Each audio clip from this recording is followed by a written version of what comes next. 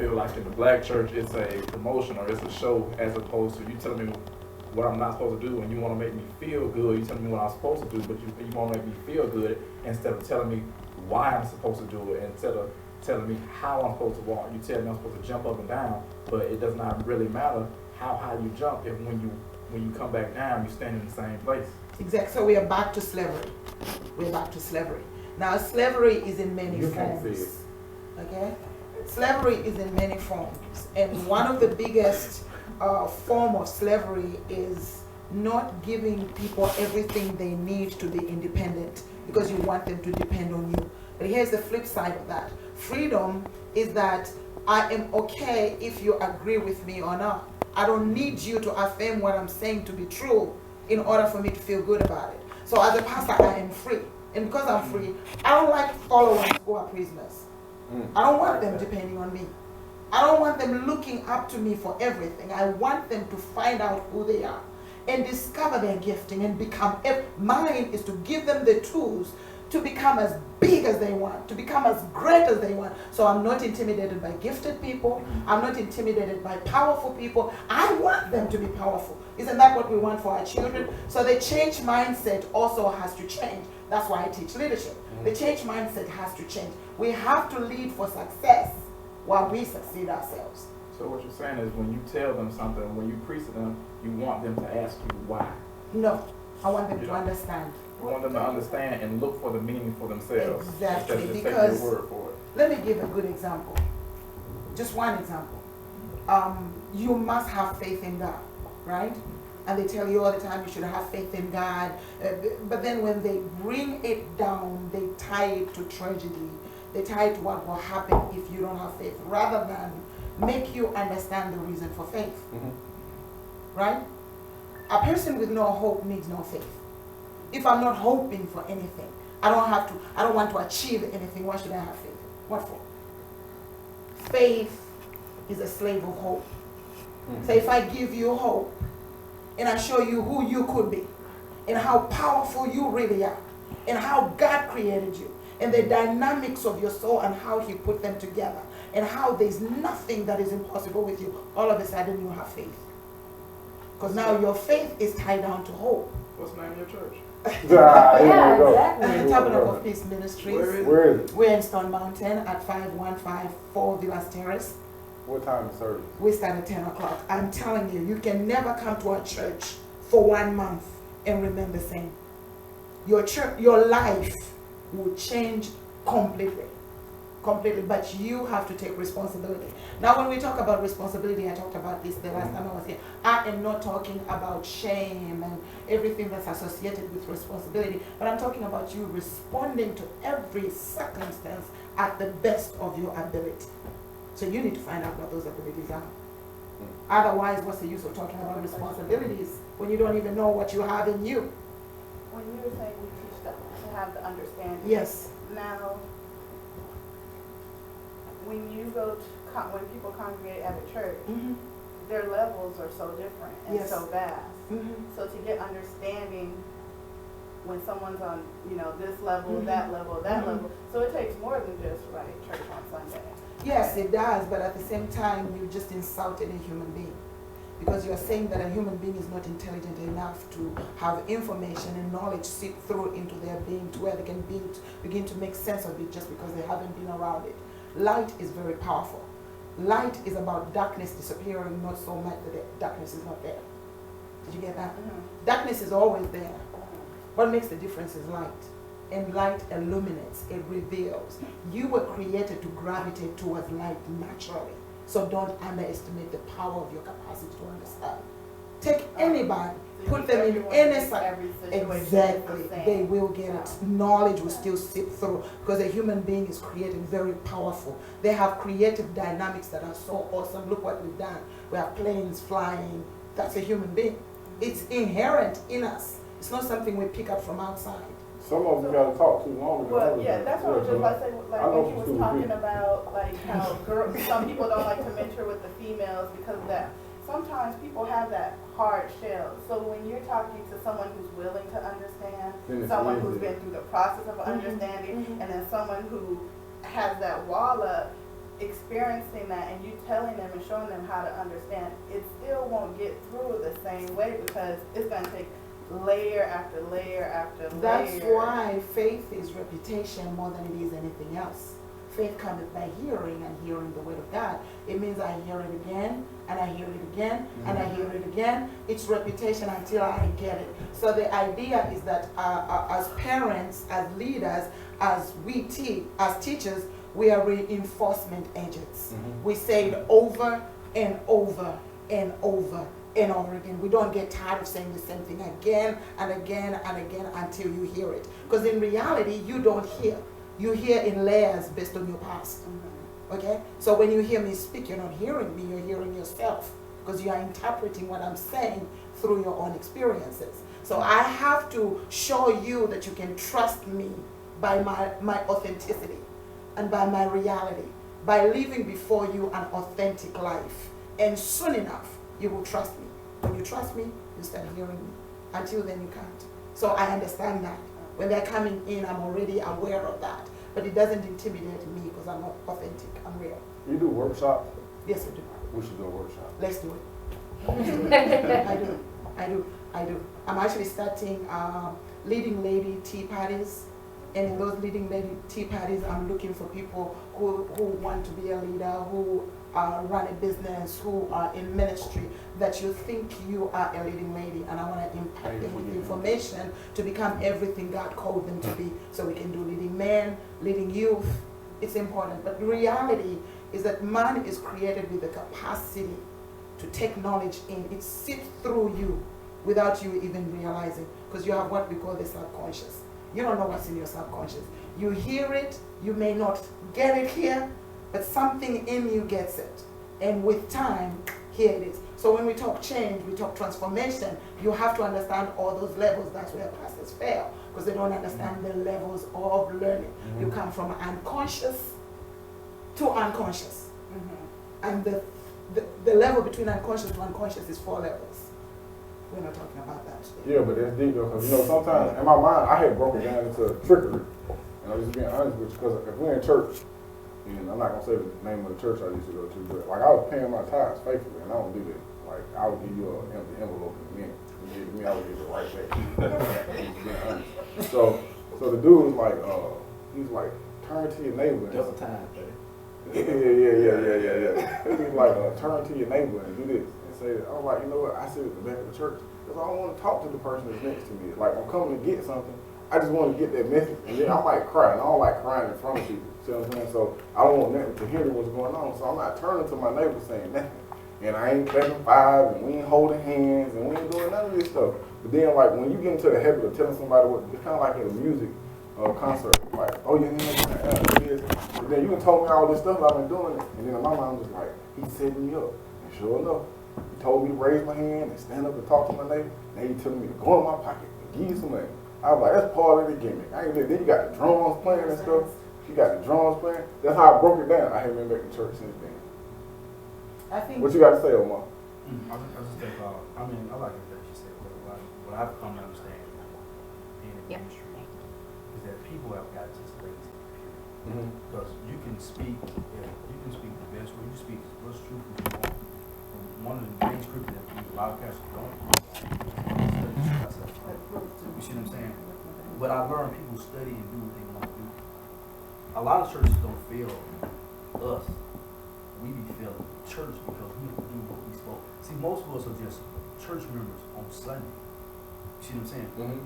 In my growth in Christianity, I learned that it was a relationship. It wasn't a religion. So when people try to attack me about that, it's okay. If that's what you think it is, it's related to you because you only go on Sunday. And you don't get in the word. You don't study. You don't meditate. You don't get in here and try to understand. So why people are so offended by tithe, they really don't understand the tithe. No, they don't. So I don't understand. And you probably wouldn't, but you can probably explain to me about paying taxes. No. I'm just making a point. The point I'm making is growing in anything. She might have the best church. You might go across the street. You got the best church. Whatever. Either way, you still have to get down in there and study and put forth it. He works out. or whatever you do. Or he buys small shirts. Or you buy a small shirt. See, whichever do. It's reputation. What I'm saying is, I learned it. You get out whatever you put in. Exactly. So you're not gonna get growth. Matter of fact, look at a baby. Yeah. You ever notice your baby watch everything that you do? When your baby, when you talk, your child don't look at your eyes, she look at your mouth. Cause she's trying to see how you pronounce words. When a kid is on the ground watching you walk, you notice they're watching you, and so they get up on the chair. You know, they move around. Then eventually they take that step of faith. They fall. Kids don't cry. They get right back up. Now we adults, we cry every time we fall something happens. It's amazing kids. They're watching because they're sponges. They're absorbing, and they're learning, and they're processing this stuff, and they're doing it over and over until they perfect it. They perfectly crawling on their knees, and then they walk, and then eventually they standing up, and then eventually they're eating. You know, same way you teach them how to pull up their, underwear. You teach them how to pee. You spank them sometimes. All this stuff. It's amazing. Even as an adult, you still have to tell the person the same thing. Like, stop eating your mouth. Stop talking to your mouth. So what you're saying is right, because you, even as adults, we still have to be told something over and over again. You know, stop wearing these tight shirts. It's bad for your blood circulation. Or he might tell Omar, stop eating them unhealthy foods. Stuff I've been here is getting bigger. So my shirt's tight. No, but at the end of the day, as much words as she said is true. It ain't that a lot of pastors are failing people. The people are not going in there and taking what he's saying and processing this stuff and getting inside and studying this stuff, and so they can become better people. Now, what we will do, we'll go and perfect going to the clubs. We'll perfect going to the liquor store. We'll perfect Christmas. Because is it wrong for you telling your daughter the truth at 2 years? No, you should tell your child the truth, regardless of how bad it hurts. You see what I'm saying? Because the reality is when she goes to that school and those kids are pressuring her, you know what I'm saying? Oh, why your mom didn't buy you no shoes? See, now that pressure's on. But see, once you start telling them the truth, see now, I gotta let her make a decision. Like, I really stand on truth, and stand on a bunch of nonsense. You see what I'm saying? Because we don't teach anymore than necessary. And I will ask this question to everybody: when was the last time you see hard bottom shoes? Everybody? No, I'm talking about for kids. Oh, my daughter had some. But how many people you see if they wear Jordans on? When they're walking. The little white shoes with the. Yeah, but you notice that we don't even teach the necessary no more. Because these shoes are for a reason. Now you see little kids on with Jordans, KDs on. These kids don't care anything about no polo. Are those shoes safe for kids? Because they like the support. That's support. No, shoes have been. It's the ankle support. You know what I'm saying? Not like it's not supposed to support the arch in their foot unless you buy those kind that come with that in it. But the whole point of those type of shoes are to support the ankles to help them stand up. Yeah, but do they even sell those shoes? They do. They do. Okay, here's the gimmick. Why should I sell them when y'all go buy the Jordans?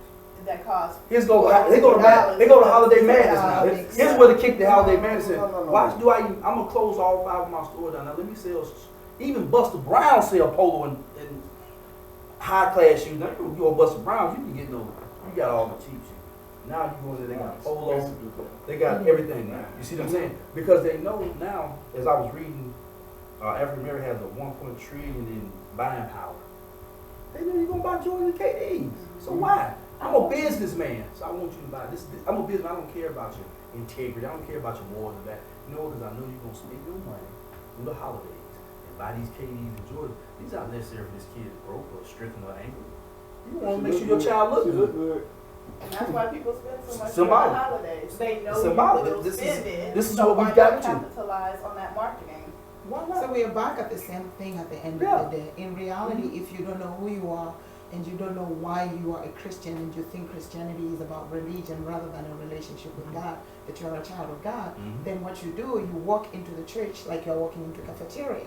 You pick what you want, take what you want, and leave what you don't want. You got to pay for your lead. Exactly. But then the reality is you are either going to be a child of God or you're not. It's that simple. Quick question: Do you have to choose your religion to be a child of God?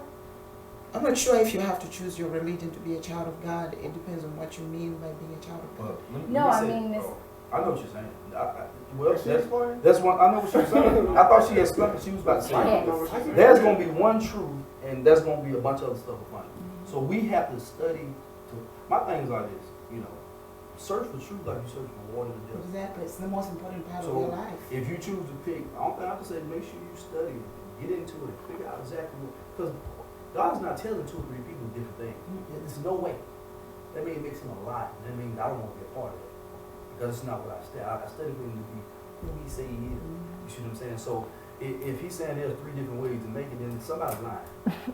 That's as simple as that. Finish your thought. Well, my question is this, because I'm young, you know, and I've battled with religion for a while. I guess I just had some experiences with, you know, churches or whatnot, and knowing what happens when you get into a church and you become an active member, and they tell you, hey, I've been to churches when you join, and they're like, what can you do for us? Not even, what can I do for you, or how can I help you, or anything like that. It's like, can you sing? Can you clean? Can you cook?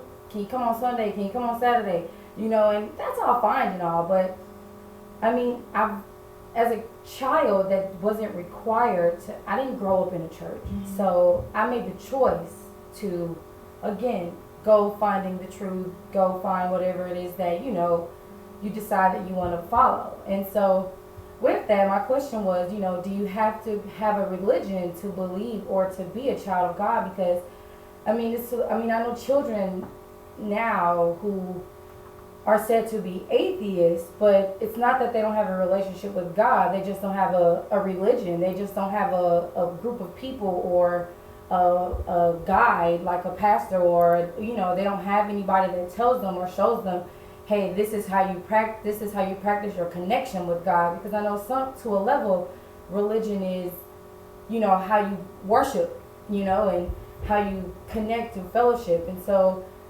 I know teenagers that have a great relationship, or, you know, believe in a higher power, just don't know whether or not to call it God or to Mother Nature, or, you know, anything, you know. And I'll answer your question based on the times that we're in. Okay. And I'm going to be as honest as I can be. Okay. You don't need to belong to an organization to be a child of God. Okay. You can be a child of God by yourself. You can find God by yourself, but it has to be God. It can't just be whatever you want. It has to be God. But when you do find God, you will discover that you need fellowship. You will discover that you need to be around like-minded people in order for you to actually grow and mature and become everything God called you to be. Okay. So in reality, being a child of God is an individual thing. If I wanted, I could walk away from the church, walk away from everybody, stay in my home, study the Bible, read it, grow, but then I wouldn't be practicing who I am. I'd be locked away from everybody else. Number 2, just because people have hurt you, just because people have fathers who are bad fathers, doesn't mean that fathers are not important. Fathers will always have their place. God always has his place. Fellowship has its place. Family has its place. Leadership has its place. What you need is to find the right place for you that meets your needs. Not so much to go to church, but you'll need to find the right place that meets your need, that looks like what you're looking for. Understand? That looks like what you're looking for. That also gives you what you need rather than just take from you. That's true. That gives you what you need, and you're experiencing growth and you're experiencing maturity. Your life is getting better, it's opening up, you're succeeding in business, and when you go to church, you're given tools, and you go home, you can see those things working. That's what you need. But to walk away from what is good for you because people have hurt you is not a very intelligent thing to do. It's a lack of emotional intelligence. Yeah. And there are a lot of good churches that you can go to that won't take from you, that will give you so much that when you give, what you give won't compare to what you get. Are there any free churches? Yeah, they are. I don't know, but I would like to. They are free churches, but they are free churches. The only thing that's expensive is not the church, it's running the church. Giving you a place to meet, a seat to sit in, a place to listen. If I'm a coach, to come to my sessions, you pay. It's not free. But the church is free. What you give is an offering out of your own good heart. I have an opinion about that, man. But you know what? Because I respect you as an individual. You know, I don't care about the titles. You give me knowledge, and so I can respect that. But then when I look at churches or whatnot, I always think about, you know, I've never gone to a free church. Every church I've gone to, it comes with something. You don't pay 10% for something, and then. We are leaving that alone for now. And the reason we are leaving that 10% thing for now is because as long as you don't understand why you have to do that, I always say, you give back to value. Love gives, right? That's what we say. Love gives. When you fall in love with your wife, what happened? The first thing you did is you wanted to give her something. You wanted to do something for her. You wanted to take care of her. You wanted to protect her.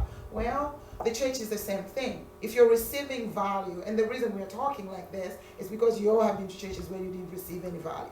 But if you went to a place where you had value, truthfully, you had value, and that value changed your life. It changed your relationship with your child, changed your relationship with your husband. It changed the way you look at life, and it put you on a path of success. We wouldn't be talking about this. It would be different. You'd be like, oh, I support that ministry. It blesses me every Sunday. I mean, look at me, look at my life. You have evidence. But why we're talking is because you haven't yet found that kind of place. Until you do, the story might change.